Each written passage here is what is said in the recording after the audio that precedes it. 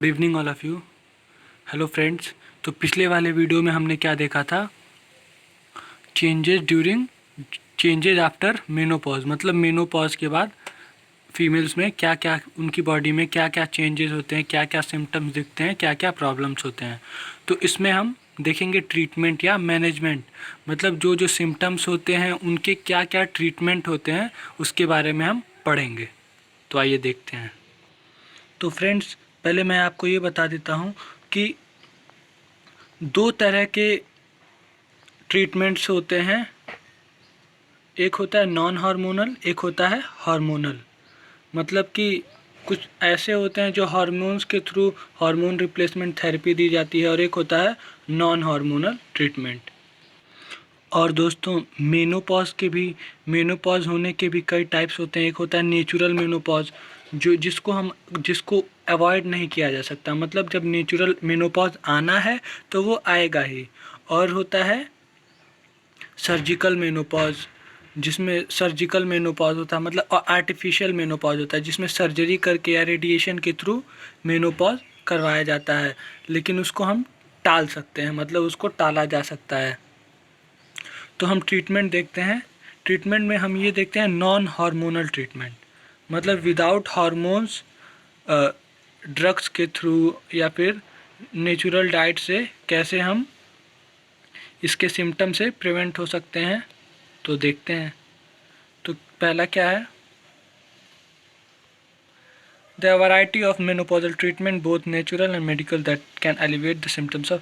बहुत तरह के ट्रीटमेंट्स होते हैं, नेचुरल भी होते हैं जैसे डाइट लेना, और मेडिकल जैसे कि ड्रग्स लेके हम मेनोपॉज के सिम्टम्स को दबा सकते हैं, कम कर सकते हैं, उससे बच सकते हैं। तो देखते हैं पहला क्या है। Dressing in light layers can alleviate the hot flushes and night sweats. Avoiding caffeine, alcohol and spicy food can also minimize this symptom। मतलब अगर हल्के कपड़े पहने, जैसे अगर आप मोटा कपड़ा पहनते हैं तो आपको गर्मी भी होगी, हॉट फ्लशेज भी होंगे और स्वेटिंग भी होगी। तो आप हल्के कपड़े पहने जिससे गर्मी कम हो और स्वेटिंग भी कम होगा, इससे हम इस सिम्टम्स को मिनिमाइज़ कर सकते हैं। तो दोस्तों, होता क्या है मैनेजमेंट में, हम देखते क्या है कि जो जो सिम्टम्स हमारे थे, जो जो प्रॉब्लम्स थे, सिम्टोमेटिक प्रॉब्लम्स थे, सिम्टम्स थे, उसको ट्रीट करने के लिए अकॉर्डिंग टू सिम्टम्स हम ड्रग्स देते हैं, या जो भी ट्रीटमेंट देते हैं, जो भी मैनेज करते हैं, तो अकॉर्डिंग टू सिम्टम करते हैं, सिम्टोमेटिक ट्रीटमेंट देते हैं। तो जैसे कि क्या होता है मेनोपॉज के दौरान, क्या होता है फीमेल्स का लाइफ स्टाइल चेंज होता है, क्योंकि हार्मोन्स चेंज होते हैं, मूड उनका चेंज होता है, तो उनका लाइफ स्टाइल भी चेंज होता है।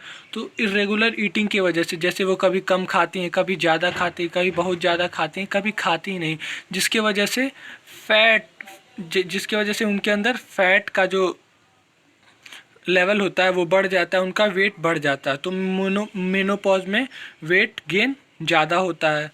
तो तो मेनोपॉज में जैसे वेट गेन हो रहा है, क्योंकि उनके अंदर क्योंकि हार्मोनल चेंज हो रहे हैं, उनका लाइफ स्टाइल चेंज हो रहा है, तो उसकी वजह से उनको एक्सरसाइज और फैट इंटेक कम कर देना चाहिए, जिससे कि वो जो वेट गेन हो रहा है उस पर काबू पा सकें। और अगला देखते हैं। Menopause can lead to osteo. हमने जैसा कि हम आपको पहले बता चुके हैं क्या क्या प्रॉब्लम्स होती हैं, तो उसमें ऑस्टियोपोरोसिस भी एक प्रॉब्लम था, जिसमें बोन डेंसिटी कम हो जाती है, बोन वीक हो जाता है, बोन के फ्रैक्चर होने के चांसेस ज़्यादा हो जाते हैं। तो इसके लिए हमें ये देखना चाहिए कि हम क्या फूड लेते हैं, क्या खाते हैं। तो हमें हाई कैल्शियम फूड लेना चाहिए, जिसमें कैल्शियम ज़्यादा हो, मैग्नीशियम, विटामिन डी, जो हमारी बोन डेंसिटी को रिस्टोर कर सके, बोन डेंसिटी को स्ट्रॉन्ग कर सके, बोन को स्ट्रॉन्ग कर सके, और जो कि नेचुरली बोन हमारा आफ्टर 30 कम होने लगता है, बोन डेंसिटी कम होने लगती है, क्योंकि एस्ट्रोजन कम हो जाता है, एस्ट्रोजन लेवल। और जो चीज़ें हैं वो हम क्या कर सकते हैं, कैल्शियम का इंटेक बढ़ा सकते हैं, मिल्क ले सकते हैं, और ऐसे ड्रग्स जो हमारे बोन डेंसिटी को कम करते हैं, जैसे कि कॉर्टिकोस्टेरॉइड्स, तो उसको अवॉइड करना रहता है। और हमारे न्यूट्रिशन डाइट में कैल्शियम और प्रोटीन की मात्रा ज़्यादा होनी चाहिए।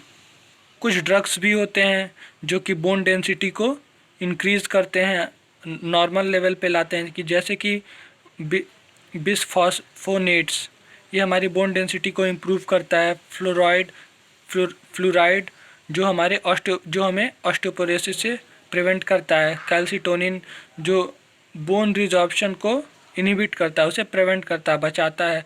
और एक्सरसाइज एक बहुत बड़ा रोल होता है बोन डेंसिटी को बढ़ाने के लिए। अब हम देखते हैं मेनोपॉज में अगला, menopause decreases vaginal elasticity leading to vaginal dryness. जैसा कि हम जानते हैं मेनोपॉज में एस्ट्रोजन का लेवल कम हो जाता है, जिसकी वजह से वजाइना होता है जो ड्राई हो जाता है और बहुत उसमें ड्राई हो जाता है, ईचिंग होता है, इन्फेक्शन होने के भी चांस होते हैं। तो vitamin E can help as Kegel exercise which help restore elasticity. Vitamin E आपको, ये कीजल एक्सरसाइज अभी मुझे पता नहीं है, मैं अगले वीडियो में कीजल एक्सरसाइज को बता दूंगा। तो ये विटामिन ई हेल्प करता है उसकी इलास्टिसिटी को रिस्टोर करने के लिए। और लुब्रिकेंट्स का यूज़ कर सकते हैं ड्यूरिंग सेक्सुअल इंटरकोर्स के दौरान, लुब्रिकेंट्स का यूज़ कर सकते हैं जिससे कि ड्राइनेस ख़त्म हो सके और जो भी डिस्कम्फर्ट होते हैं वजाइनल ड्राइनेस से रिलेटेड वो मिनिमाइज हो सके। अगला है menopause often leads to dry itch skin and weak thin hair that breaks. और क्या होता है, हम पिछले वीडियो में सिम्टम्स के बारे में बात कर चुके हैं कि स्किन जो होता है ड्राई हो जाता है, लेस इलास्टिक हो जाता है, थिन हो जाता है, जो हेयर्स होते हैं वो वीक हो जाते हैं, टूटने लगते हैं, हेयर लॉस होता है।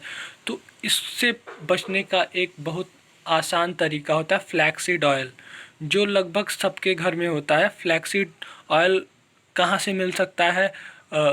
जो हम लोग जो नॉर्मली घर में होता है अलसी या तीसी, उसमें फ्लैक्सीड ऑयल होता है। और डेयरी प्रोडक्ट में मिलता है, रेड मीट में मिलता है और पोल्ट्री फार्म में मिल सकता है। तो इससे क्या होता है कि जो स्किन होता है उसमें, क्योंकि फ्लैक्सीड में बहुत सारे न्यूट्रिशंस मिल जाते हैं, जैसे कि ओमेगा 3 मिल जाता है और कोलेजन फाइबर होता है उसमें, जो कि हेयर्स के लिए, स्किन के लिए फ़ायदा करता है। तो ये मैनेजमेंट था जो कि हम यूज़ कर सकते हैं मेनोपॉजल सिम्टम से बचने के लिए। और दोस्तों हमें ये जानना ज़रूरी होता है मेनोपॉजल सिम्टम्स, क्योंकि एज अ नर्स अगर हम सोसाइटी में रहते हैं तो जैसे कि फीमेल्स होती हैं उनको मेनोपॉजल सिम्टम्स दिखता है, तो उससे इन सब चीज़ों से वो घबरा जाती हैं, और क्योंकि उन्हें नहीं पता होता है कि क्या हो रहा है क्या नहीं हो रहा है। तो इससे बचने के लिए हम अगर उन्हें बताएंगे कि ये सिम्टम्स आते हैं, ये आते हैं और ये धीरे धीरे इनसे रहना सीख लीजिए, या धीरे धीरे ड्रग से ये ख़त्म हो सकते हैं, तो उनका एंग्जाइटी और फियर कम होता है, उनके अंदर जो स्ट्रेस होता है इसको लेके वो कम होता है। इसलिए ये जानना ज़रूरी होता है। हम ऐसा उनको काउंसलिंग कर सकते हैं, जिससे ये कुछ ड्रग्स हैं जो फीमेल्स को हॉट फ्लशेज जो होते हैं, गर्मी होती है, उनसे बचाते हैं। जैसे क्लोनिडीन जो क्या करता है, reduce severity and duration of hot flushes की सीवियरिटी और इसकी ड्यूरेशन को कम करता है। थाइजाइड्स क्या करता है कि जो यूरिन से कैल्शियम का एक्सक्रीशन होता है, मतलब यूरिन के थ्रू जो कैल्शियम एक्सक्रीट आउट होता रहता है आफ्टर मेनोपॉज, उसको वो रिड्यूस करता है। और ये कुछ ड्रग्स और हैं, पैरोक्सेटिन, गाबापेंटिन, फाइटोएस्ट्रोजन, सोए प्रोटीन, ये भी क्या करते हैं, reduce hot flushes. Thank you दोस्तों। तो मेनोपॉज का जो पोर्शन है वो ख़त्म हुआ। अगले वीडियो में मैं आपको बताऊंगा हार्मोनल थेरेपी, मतलब हार्मोनल रिप्लेसमेंट थेरेपी। इस वीडियो में क्या था, नॉन हार्मोनल ट्रीटमेंट। अगले वीडियो में मैं आपको बताऊंगा hormonal treatment for menopause. Thank you friends. और वीडियो को सब्सक्राइब करें और शेयर करें। और अगर इस वीडियो में आपको कुछ भी नहीं पसंद आता है तो आप उसे कमेंट करके ज़रूर बताएं। अगर आपको वीडियो अच्छा ना लगे, समझ में ना आए, तो कमेंट करके बताएं।